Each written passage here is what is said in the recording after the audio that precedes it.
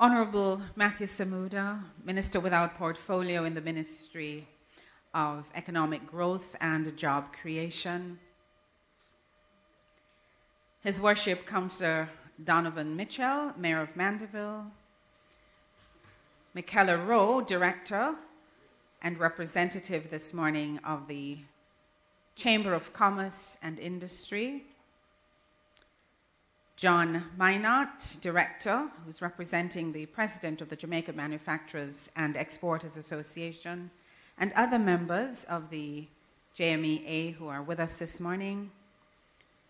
Dr. Damian King, our Chairman of the Recycling Partners of Jamaica Board, and other members of the board who are here. Mr. Gary Taylor, our General Manager, other members of the executive team of RPJ, and all members of staff. Members of the media, distinguished ladies and gentlemen all, good morning. Good morning. Good morning. Now I know you are awake.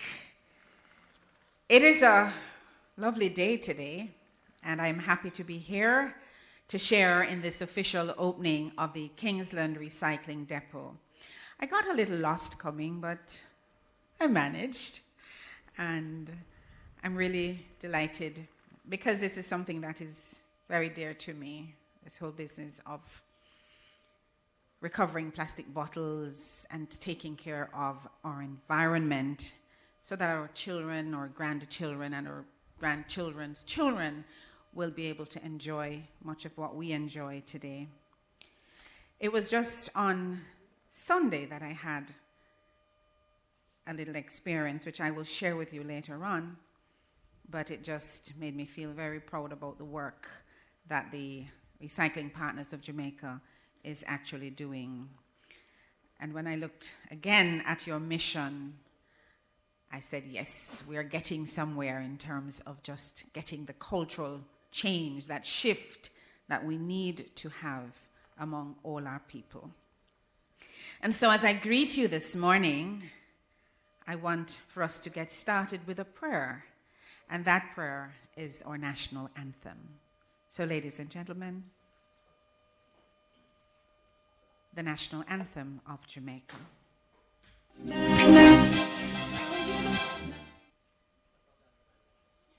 That's not the one I know.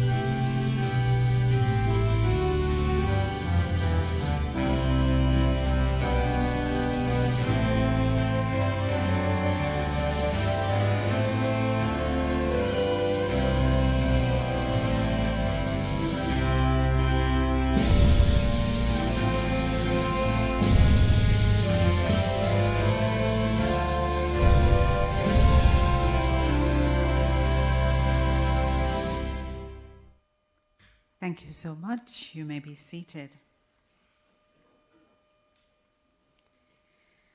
And so, ladies and gentlemen, this is another giant step that we're taking today in enhancing plastic waste management and environmental stewardship. As we work together for a cleaner, greener future, and as we work together to build a culture of recycling, let us celebrate what we have here today. The Kingsland Recycling Depot. Told there are 9 depots, and this new effort replaces another depot. And as usual, it's up in very good time, within the time frame, and that's also important.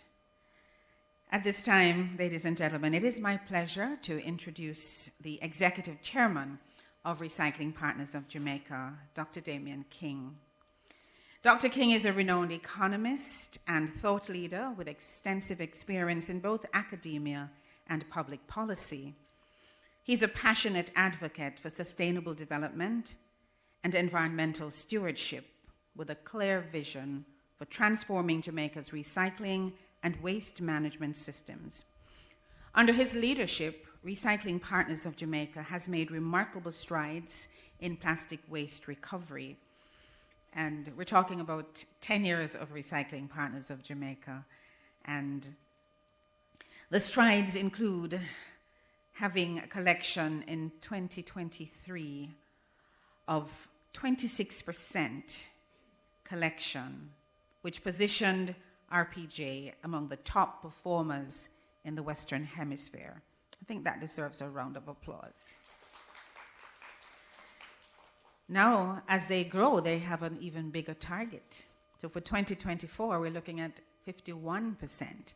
And when I looked on the website, I noticed that for 2026, we're looking at 75%.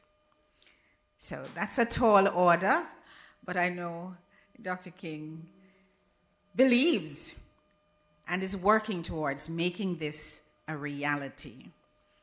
So all of these strides that have been made, they have positioned the organization as a key player in the country's green economy. Please join me, ladies and gentlemen, in welcoming Dr. Damien King as he shares highlights of RPJ's achievements and the importance of today's milestone. That is the official opening of the Kingsland Recycling Depot. Put your hands together for him as he comes. Thank you very much. The Honorable Minister Samuda, Minister without portfolio in the Ministry of Economic Growth and Job Creation, General Manager of Recycling Partners of Jamaica, Mr. Gary Taylor, distinguished ladies and gentlemen. I spent last week in Busan, South Korea, in which two things did not happen. I wanted to enjoy a cup of coffee inside Starbucks, and that did not happen. Because I went into Starbucks and I was asked if I wanted my coffee in a ceramic cup or a to-go cup. And I chose a to-go cup because that one comes with a cover and it keeps the coffee warm. And then I made the mistake of taking a seat. At which point, one of the staff members came to me and said, "You ordered a to-go cup, you have to go." And I was summarily, but politely, kicked out of Starbucks. This is testimony to the seriousness with which the culture of South Korea takes sustainability. That if you don't need to waste the paper and waste the plastic, then you use a ceramic cup. So I ushered myself out without any animosity and some amount of respect. The other reason, the reason I was in South Korea and the thing that did not happen, the other thing that did not happen, is that I accompanied the Jamaican delegation to, oh, this is a long name, so let me see if I can get it right.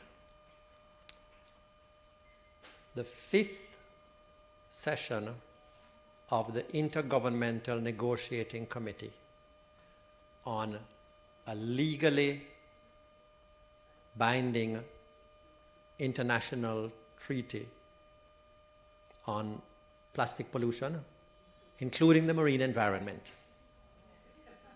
Like the official name of this thing was 23 words.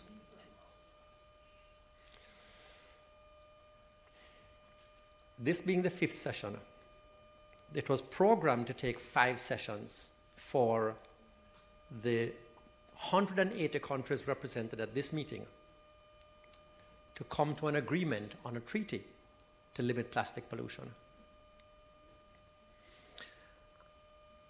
And it turns out the thing that did not happen is a treaty that, despite a lot of effort, a lot of commitment, at the end of 7 full days, going from 8 a.m. in the morning till 11 p.m. most nights, they failed to produce a legally binding treaty. They failed to produce a treaty.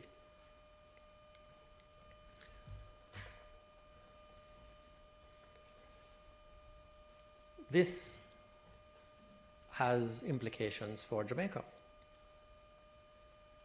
Things can have implications whether they happen or don't happen. And what it means is that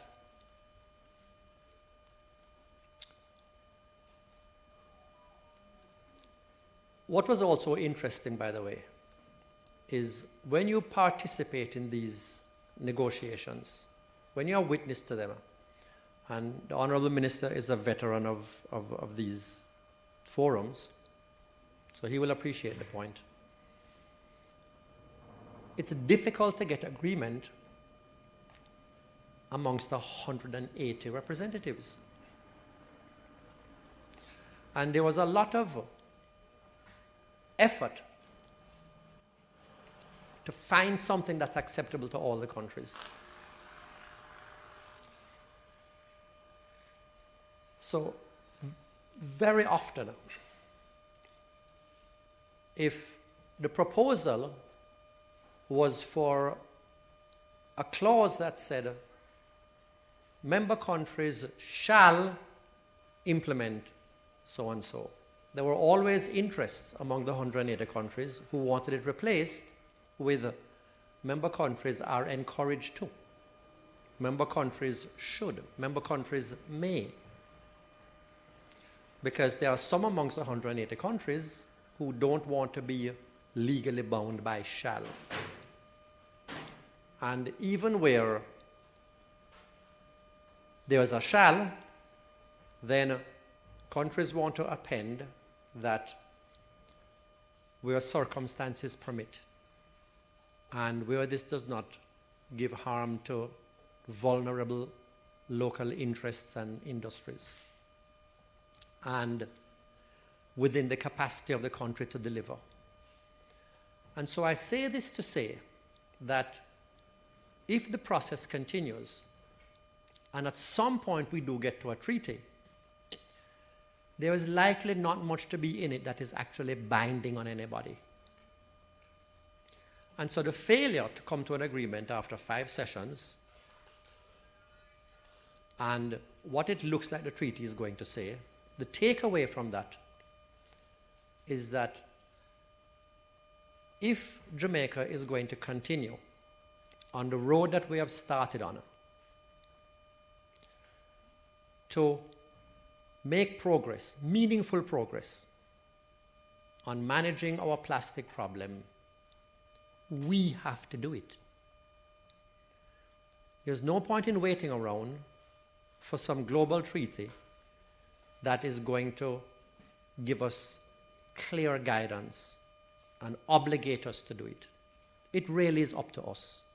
Our fortunes are entirely in our own hands. And that is the significance of this event today. That it is a symbolic and a real marker of the progress that we have made over the last 7-8 years, and where we are going to continue to go as we build out the infrastructure to do what we have to do and to do what we want to do.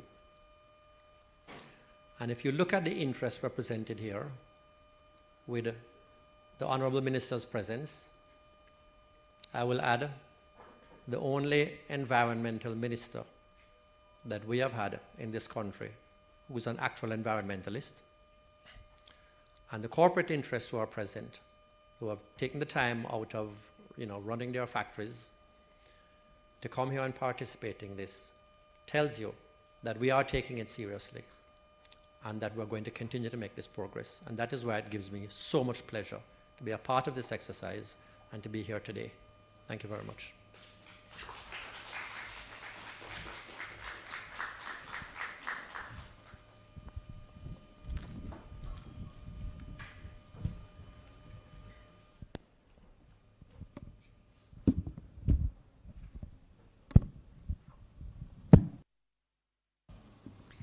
Thank you very much, Dr. King.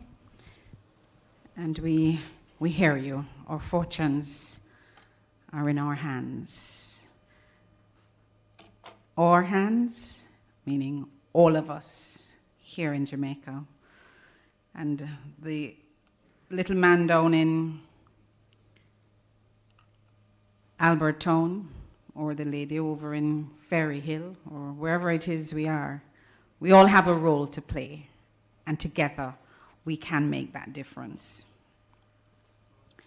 I'd like to acknowledge Councillor Ryan Peart, who I believe is here representing the Mayor this morning, and Councillor Peart represents the Spur Tree Division. Councillor, you have a big role to play too. Okay? We used to talk about trash to cash, and I used to see in the 4-H Club movement where they would use all kinds of things that people would just throw away to make nice craft items, use a little fudge sticks to make little lamps, and they would use, little like tins, the cover of tins, to do all kinds of artwork and things. And I used to think, wow, this is nice. But I think more people are catching on. And I was telling you earlier on about my friend who has for the last couple of years been making this beautiful Christmas tree in her little community called Camrose in Hopeton in St. James. And this has been a labor of love for her, to do these beautiful Christmas trees out of plastic bottles. And every year the tree gets bigger. And I said to her this year, I have a whole heap of bottles, you want them? She said, hold on, keep them till January, because I have so many bottles right now that I'm just making more trees. And I thought, look at that. Started with one little Christmas tree out of plastic bottles, and she's very particular. She sits and she cuts them open and she does these little swirly things and she puts them on just like you'd have a Christmas tree with all these various limbs, but it's all plastic bottles. And then it's nicely lit, and the community comes together around this Christmas tree. And it's such a beautiful thing, trash to cash. So I just encourage us as we continue in whatever way we can in our own little corner. Each one, teach one. That's what my granny would say, right? And we continue this process as we work for a better future. We have some special remarks at this time, and I believe our director at the Manchester Chamber of Commerce, Michaela Rowe, is with us this morning. I'd like to invite her to come at this time to share with us. Partnership is so very important in this process. Please put your hands together for her.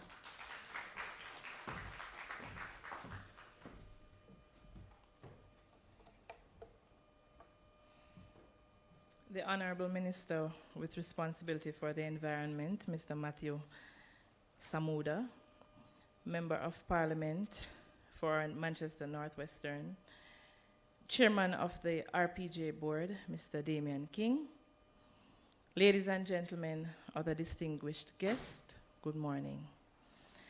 On behalf of the President of the Manchester Chamber of Commerce, I am honoured to extend a warm welcome to RPJ as they officially join the Manchester family with the opening of their newest depot here in Kingsland. Today's gathering is more than just a celebration of a new facility. It's an opportunity for all of us to take responsibility for shaping the future of our community. This depot reflects RPJ's dedication to sustainability, innovation, and economic growth. Its success, however, depends on commitment and participation of each of us. As residents, business leaders, and the stakeholders, we each have a part to play. By adopting recycling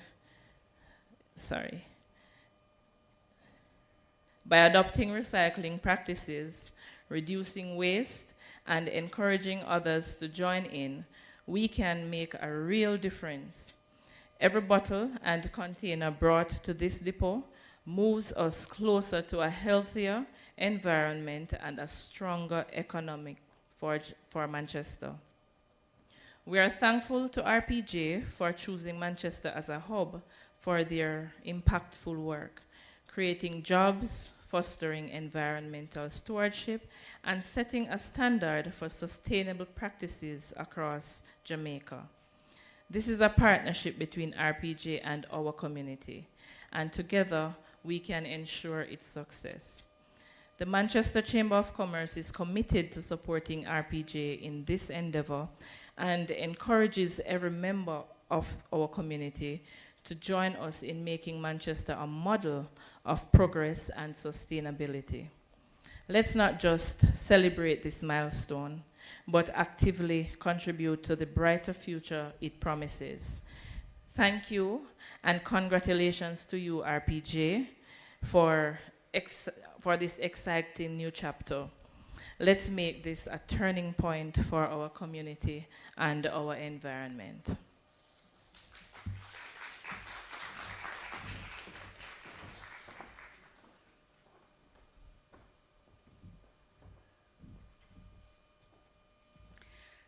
Thank you so much, Ms. Rowe, speaking on behalf of the Chamber of Commerce.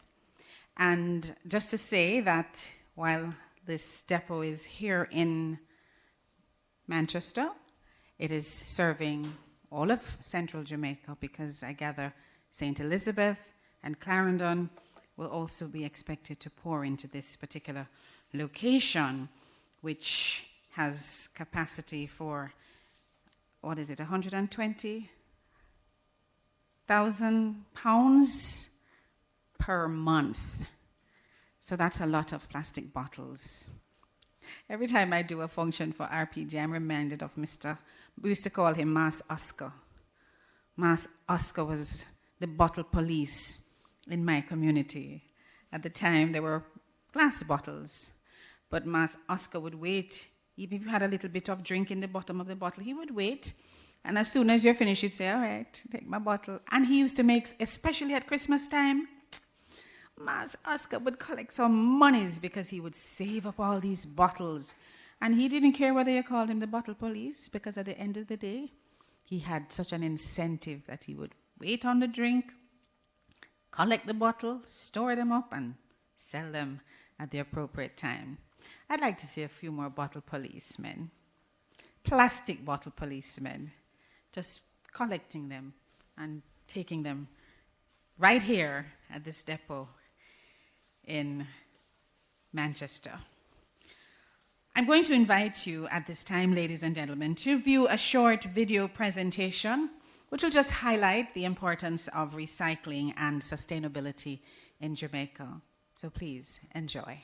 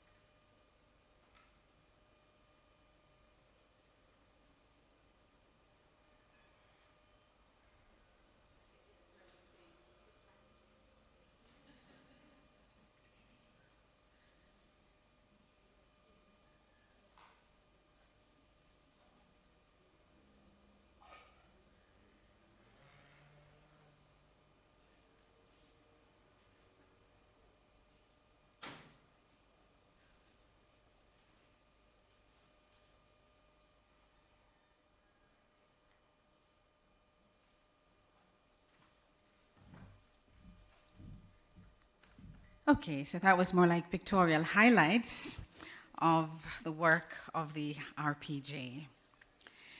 Ladies and gentlemen, the Jamaica Manufacturers and Exporters Association, they are represented here today, and they're very much a part of what is happening in this process.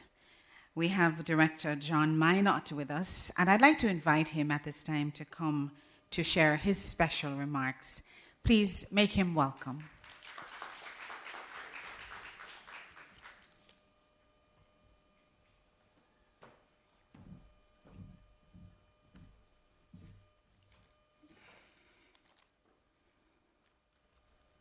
Madam Chairperson Marlene Stevenson, the Honorable Minister Samuda, Minister of Economic Growth and Job Creation, Dr. Damian King, Executive Chairman of RPG, and by the way, Dr. King, we recently opened a coffee shop in Mandeville, and you are more than welcome to have a seat and drink, whether it's to go or ceramic. Distinguished guests, partners, management staff of the Recycling Partners of Jamaica, members of the media present, ladies and gentlemen, good morning. It is my honor to bring greetings and remarks on behalf of the Jamaica Manufacturers and Exporters of Association, the JMEA, at this momentous occasion, the official opening of the Kingsland Plastic Recycling Depot. The JMEA has long recognized the crucial role of sustainable practices in securing Jamaica's economic growth and environmental protection. Over the years, we have worked closely with various stakeholders, including recycling partners, to address one of the most pressing issues of our time, the management of plastic waste. As an organization that represents the backbone of Jamaica's manufacturing and exporting industries, the JMEA fully understands the environmental challenges posed by single-use plastics and their improper disposal. To mitigate these challenges, we have championed initiatives aimed at reducing plastic waste and promoting recycling as an essential part of sustainable industrial practices.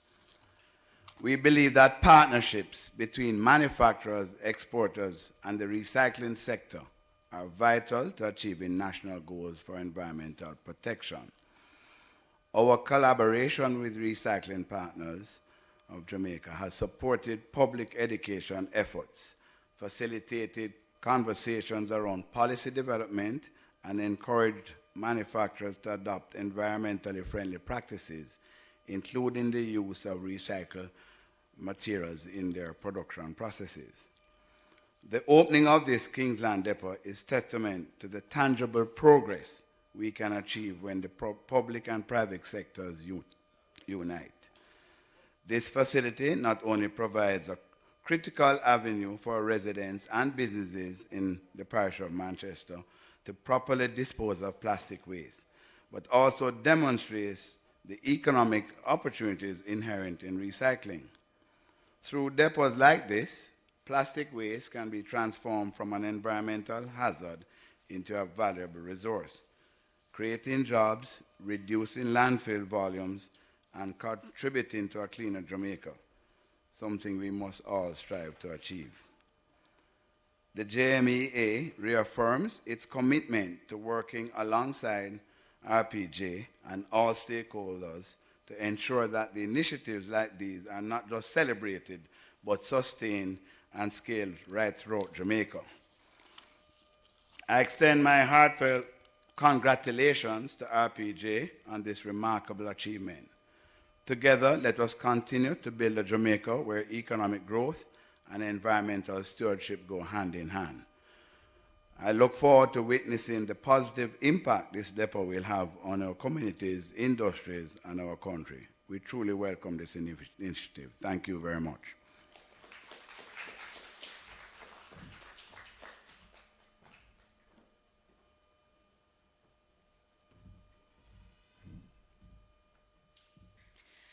Thank you very much, Mr. Minot.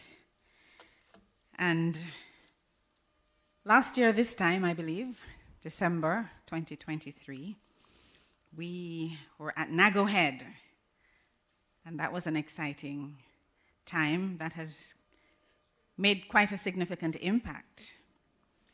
And since then, I'm told we've collected some 15 million pounds. That would equate to about 340 million bottles. And we've also exported some 13.5 million pounds. And that's a lot of bottles. I think I want to also commend the RPJ team on the fact that they're growing their schools program. Some 420 schools already on board. And I know, for example, Minister Samuda's constituency is actively getting ready to get more involved, and more of the schools in that whole St. Anne area are hoping to participate in this program. So, Mr. Taylor, you can think of, the near future where you will be having to add a couple of more schools, especially from the parish of St. Anne.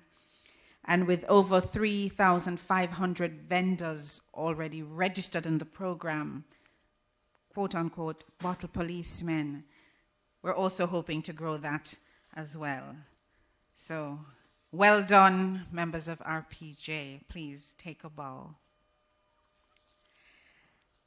And as we move on in our program, it is my distinct pleasure to introduce our keynote speaker for today's event, the Honourable Matthew Samuda, Member of Parliament for North East St. Anne and Minister without Portfolio in the Ministry of Economic Growth and Job Creation. Minister Samuda holds responsibility for several critical areas, including water, environment, climate change, and the blue and green economies. His career in public service is marked by a deep commitment to environmental preservation, having played an instrumental role in the ban on single-use plastics and styrofoam in 2019. Before his current position, Minister Samuda made his mark on various leadership roles, including as president of Generation 2000 and as a member of several boards and committees.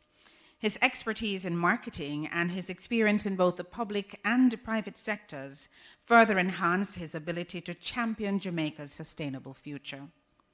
Please join me, ladies and gentlemen, in welcoming the Honourable Matthew Samuda as he addresses us today on the importance of the Kingsland Recycling Depot and Jamaica's path towards a sustainable future.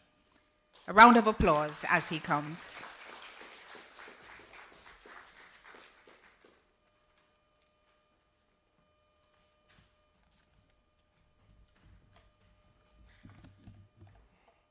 Thank you, Madam Master of Ceremonies. Allow me to greet everyone. But first, I think it's important I start with an apology for being late. It's not how I try to conduct my affairs. But allow me to acknowledge the board and it's, of course, the chairman of RPJ, Dr. Damian King, Gary and the senior team, members of the JMEA, members of the Manchester Chamber of Commerce, members of the Kingsland community, councillor, and of course members of the media, distinguished guests all. A sustainable future. Very broad, overarching concept. Something that's bandied about. The concept of sustainability and circularity are thrown out in most conversations as good buzzwords. It fits the ESG agenda. It fits what there is, what's popular to talk about. But the reality is that a sustainable future, or rather a sustainable approach to our development agenda, is the only way we will actually have a future that is worth living. And that's not to be theatric in the Hollywood movie sense, end of the world in the worst looking way. But the reality is the way humans live, the way we have developed our economies, the way we consume, has created what Dr. King would have been exposed to, which is dubbed by the United Nations Environmental Program. It's dubbed the Triple Planetary Crisis. That crisis, as analyzed by UNEP, refers to climate change, biodiversity loss, and pollution with a specific focus on plastics. It's not the only issue, and it's not that every issue that we have with the environment fits perfectly into those three categories. But if you think about your own lived experience and you think about the world that we live in, you can see how those three issues are affecting all of us. Now, in most cases, Jamaica, certainly in the case of climate change, has not been a huge contributor to the rate of climate change that we're experiencing. But we are on the front lines of the crisis. Our response to that particular element of or that particular pillar of the triple planetary crisis is multifaceted.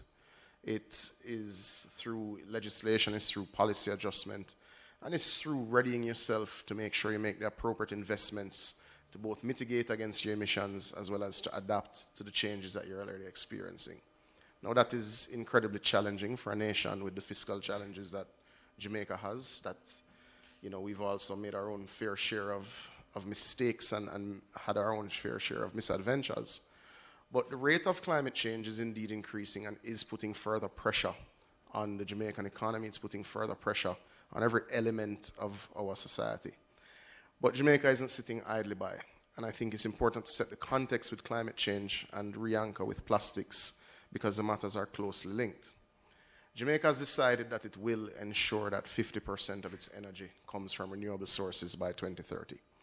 It would have just awarded, the recent bid would have just been awarded to a firm who will build a massive solar park, the largest in the Caribbean, in Trelawney.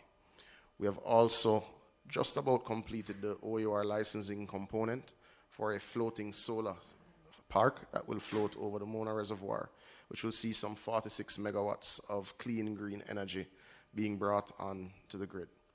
Now, this is important because as a nation that's impacted by climate change, it is important that we lead frontally and that we take the moral high ground. But it's also critically important for a nation that pays sometimes 42, sometimes 44 cents a kilowatt hour for electricity, that we do find cleaner, greener, and cheaper sources of energy. Because the reality is Jamaica has been victim of geopolitics, and every time there's an incident in the Middle East and the oil price goes up, our people get a little poorer, our economy becomes a little less stable. But cheap energy, cheap green energy, there's a reason I'll mention that, and I'll come to it at the end of the presentation. This pillar of climate change is being addressed seriously by the government. The very public investment appraisal process that we have entrenched in law has a questionnaire that involves assessing the climate risk to the investments that we make. Now, that is very new and novel for the Caribbean standard, but it's very important to Jamaica. We're not going to build roads on the seaside in the way that we have, considering that there will be sea level rise. We will not build water systems that ignore the fact that with sea level rise, we're already experiencing saltwater intrusion in our wells. We will not sanction agricultural products without contemplating the deterioration of soil quality, etc. So our dollars raised by taxation and by revenue will be used properly based on the changing climate that you have. And that is us as a nation taking solid steps to ensure that we react to climate change in a manner that is strategic and in a manner that can be understood by all, and that does create the sustainability in our investment choices. And I think as we look at the pollution issue, I won't go much into biodiversity loss today, but as we look at the pollution issue, that's how we have to apply our policy decisions, our investment decisions. And RPJ is a perfect example of that. RPJ, if I'm not mistaken, started in 2014. It was a primary partnership between the government of Jamaica and members of the JMEA in the plastics sector. There was a initial three-year investment of $150 million from the Jamaican government, and there was counter funds raised by the private sector. I believe it continued for 2 years, or at least a year after that initial partnership. But 10 years on, the problem of plastic pollution is very different than it was in 2014. You see, sometimes we don't remember these things. In 2019, the IDB assessed that 13% of our waste stream was plastics. Then you had a little event by the name of COVID-19, and everything moved from circularity and reuse to single use once again, as you took off gloves, as you were wearing masks, as persons preferred bottles of water as opposed to a glass of water because of the need to reduce contact. So fast forward to the end of 2022 when the fieldwork would have started and then published in 2023, over 20% of our waste stream is now plastic. It means that the problem of plastic consumption, or rather the growth in plastic consumption, is indeed exacerbating the problem that we have with it. And what is that problem? Well, the first is that every single piece of plastic that has ever been produced is still in your environment. It doesn't degrade. Now, not all plastics are created equally. Some are recyclable, some are not. There's no economic model that allows for some to be recycled. The other issue is that in the use of some types of plastics, you'll find that some are carcinogenic. So they affect your soil quality as well. They find their way into your water stream. They indeed can affect human health. We've seen several studies published in recent years that speak to plastics being found in the bloodstream. They've even had studies that say that plastics have been found in human semen. So we do have a serious challenge with plastics. But as I've said, not all plastics are equal. Plastics have played a serious role in even increasing life expectancy because of food quality standards. So plastics by themselves are not evil. Plastics must be managed in a particular manner so as to reduce the impact that they're having on society and the impact that they're having on our environment. So how has the government approached it? Well, firstly, we've started from the premise, as I said, that all plastics are not the same, and we've said there'll be a multi-tiered approach. Plastics which are non-recyclable are in many ways non-collectible, and in some cases carcinogenic and have greater negative impact on human health, will be the first target of bans, which is what we would have started with in 2019 with expanded polystyrene foam, with straws, with plastic bags beyond a particular size. We've now moved to lunchbox containers, and we've also moved to personal care products that use these small plastic beads. Because no matter which country you're in the world, there is no sewage system at a standard that would extract these small plastic beads from your wastewater stream. So that goes directly into soil, in many cases absorbed when you shower, when you're washing your face, etc. It's a disaster. So those are the 5 main items that we've removed or started the process to remove from our waste stream. Because as I said, this tier of plastics we find deleterious to the environment, deleterious to human health, and they're non-recyclable. So there's no economic model such as what's being used here that would make sense. The other focus has been to encourage the private sector, first with that initial investment in 2014, and subsequently with conversations, with meetings, and with support in other ways, to play its part. One such way that the private sector has played its part, which I'll come to in a second, is with the investment that is taking place on the Kingston Harbour for collection. And collection is a major topic that we shouldn't shy away from. But the other way in which the private sector, some of whom I'm seeing here, I'm not sure if your pool of investors has shrunk or if it still continues to include all players in the space. But that's good. We have encouraged the private sector through the model of RPJ to do what it is doing now, which is quite frankly to go along with a green investment strategy and to put its money where its mouth is. And to be fair to the private sector, they certainly have. And this is the result of significant investment and significant commitment of time. And I'll be frank, when it was first raised with me, I was doubtful. And I'm the first to happily admit that I'm eating my words, Dr. King, because I did not see this coming. But I am proud of the investment that has been made by the manufacturing sector, because in my own research and calling colleague ministers over the last few weeks, as you would have been sitting in the INC rooms, we had our chat group going back and forth on particular agreed positions between the CARICOM and the group of AOSIS negotiating block. Looking at the varying plastic spaces, I inquired who was at what level in terms of their recycling retention rate or recovery rate. I am at this stage, I've been advised based on the comments of colleague ministers, Jamaica is now #1 in the Caribbean in its recovery rate of plastic bottles produced monthly into recycling.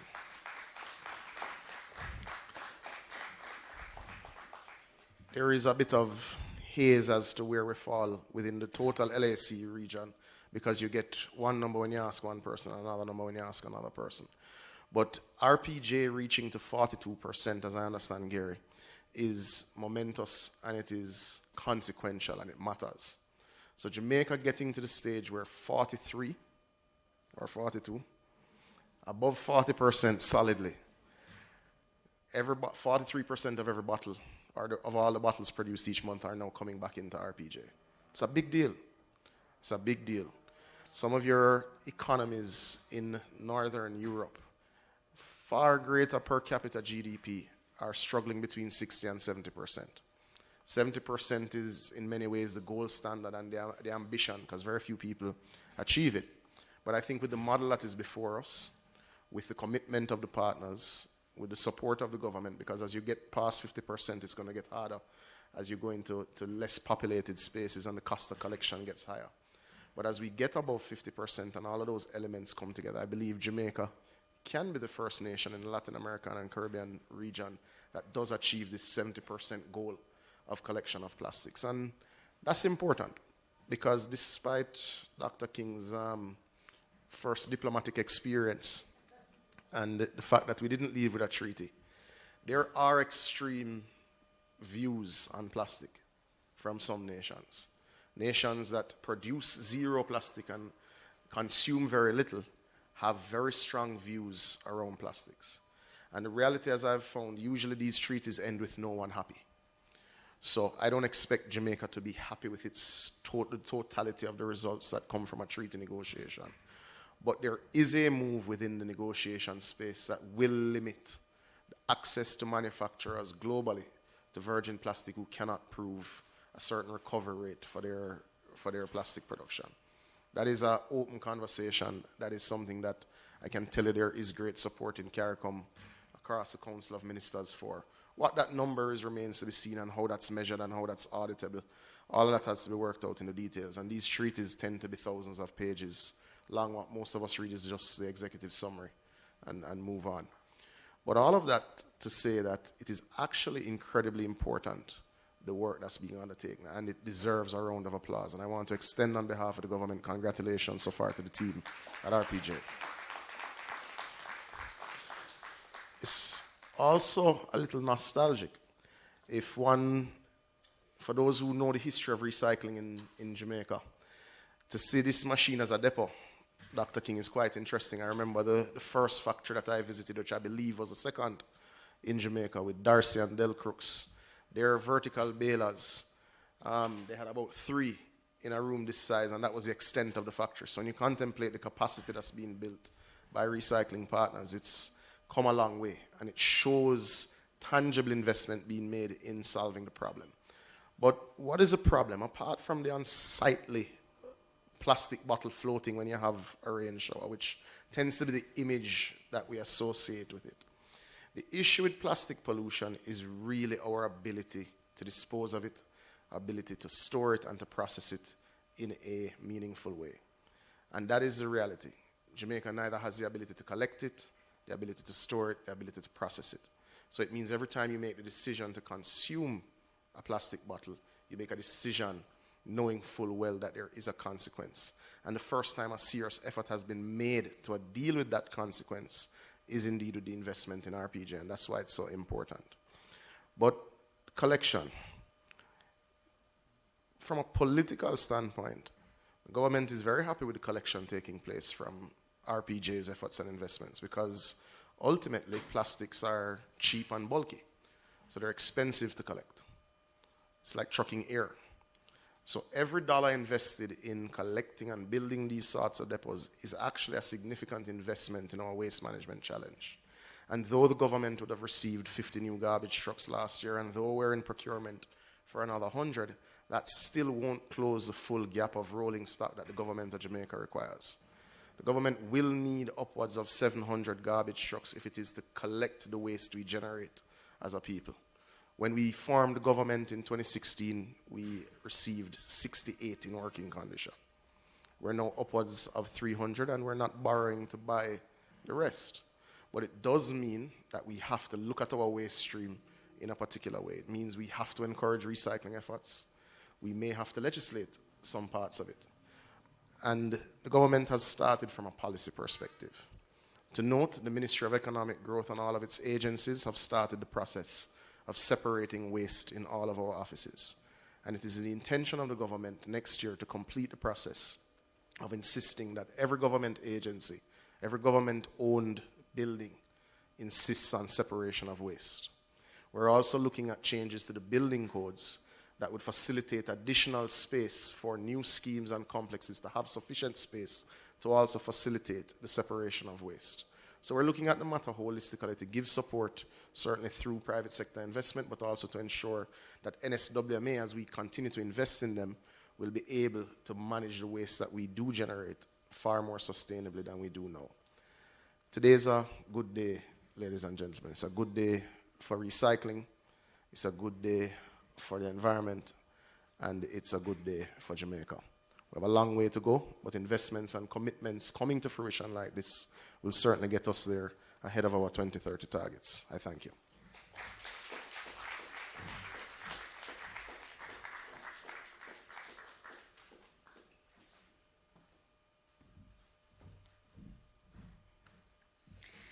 Thank you so much, Minister Samuda.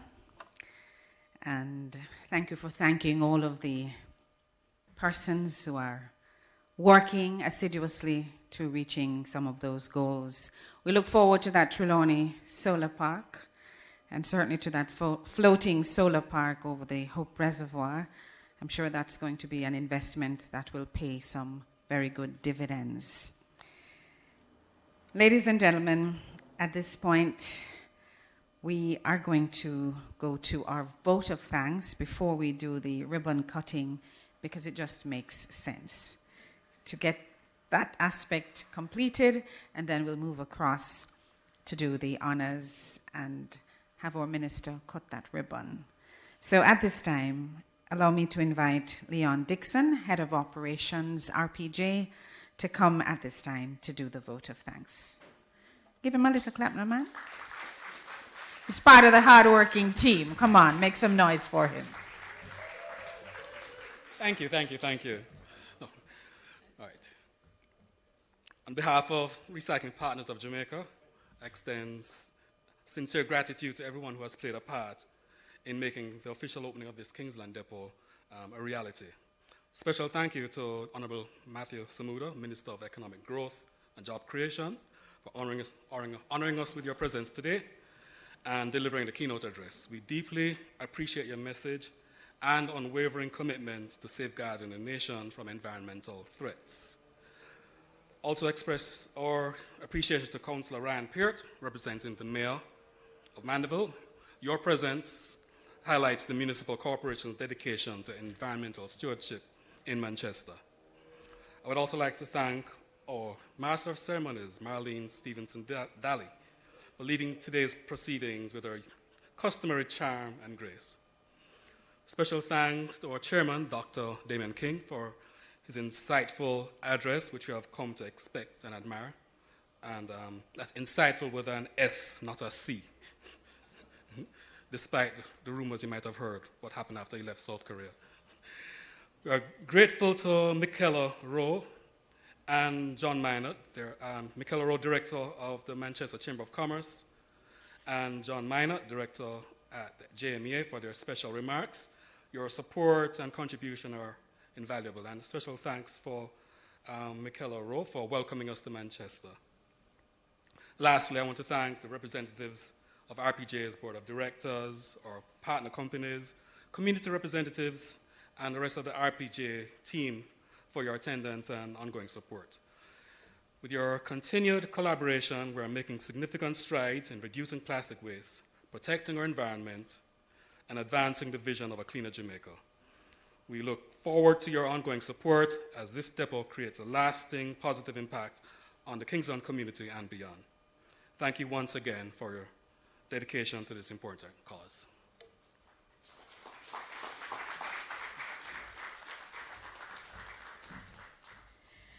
And thank you very much, Mr. Leon Dixon.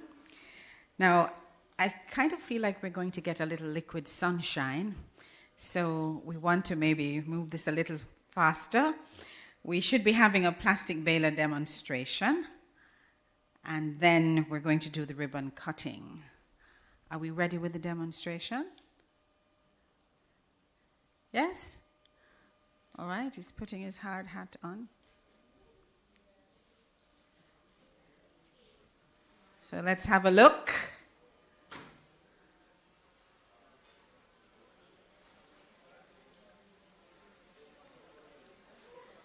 Do we have to move? Okay, but the person sitting to my left, we invite you to come across to my right.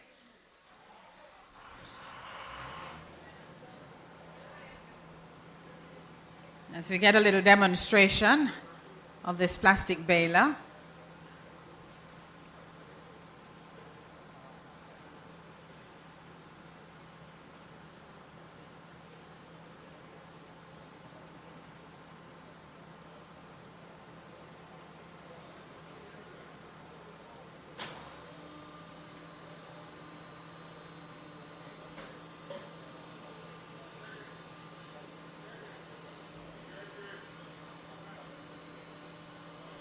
All right, so step back a bit.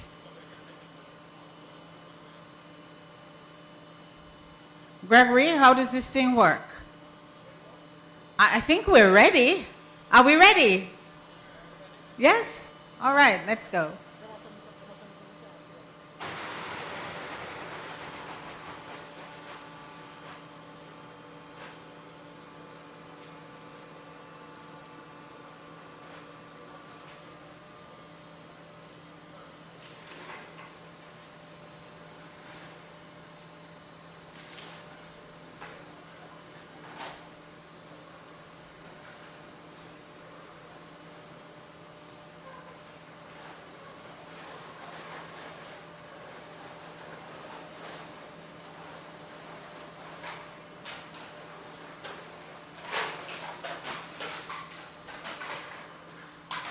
Mr. Taylor, can you just tell us what's happening here?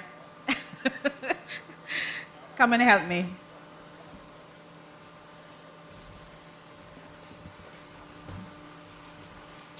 All right, so how it works is that we load the bottom part of the machine and it conveys up into the machine. You see it falling out now because the baler is actually full. We wanted to pull it so we could actually demonstrate ejecting the bale. So that's why you would see the bottles falling out. So once it goes in, it compacts, and there's a sensor on the inside that tells you when it's full. And it goes up, comes back down, and then when that sensor now reaches a certain level, it shuts down the baler. So what's happening now is that they're about to eject the bale.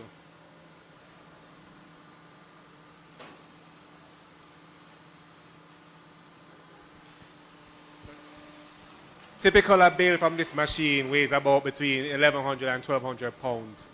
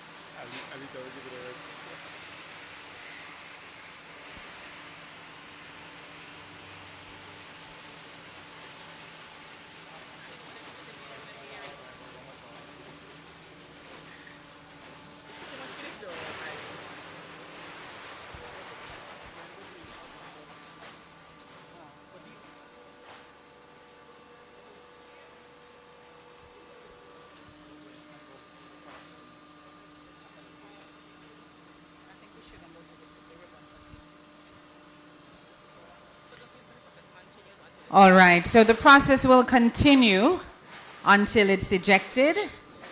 And while that process is continuing, I believe in the interest of the liquid blessing, the liquid sunshine, we should do the cutting of the ribbon, and then we can take a peek to see the end result. How about that? I'm going to invite Minister Samuda, Dr. King, our representative of the mayor, Councillor Ryan Peart, Mr. Minot, Ms. Rowe from the Chamber of Commerce, Mr. Taylor, and our board members from Pepsi and Wisynco to join us across the way for the cutting of the ribbon.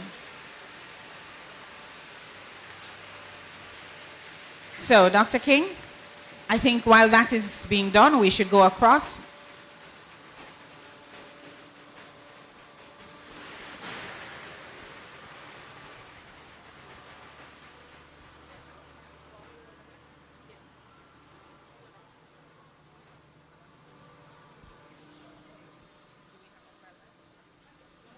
Do we have umbrellas?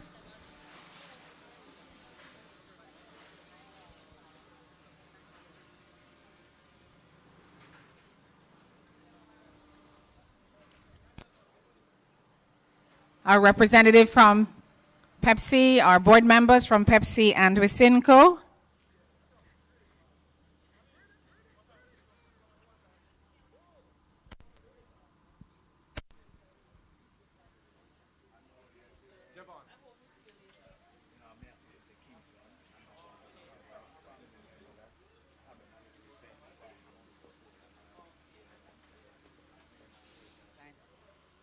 Okay, come a little closer to the ribbons. Yes.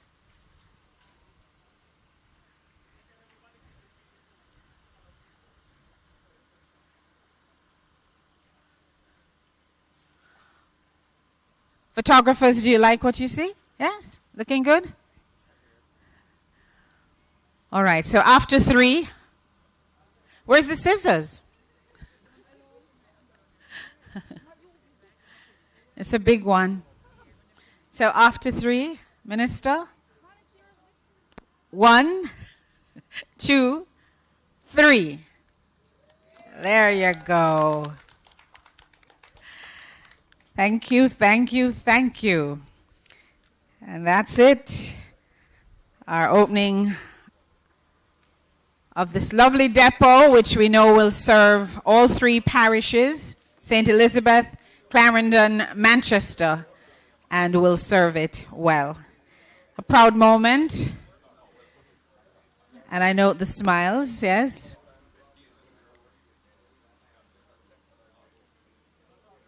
Kamisha, is there a grand tour? This is quite a space.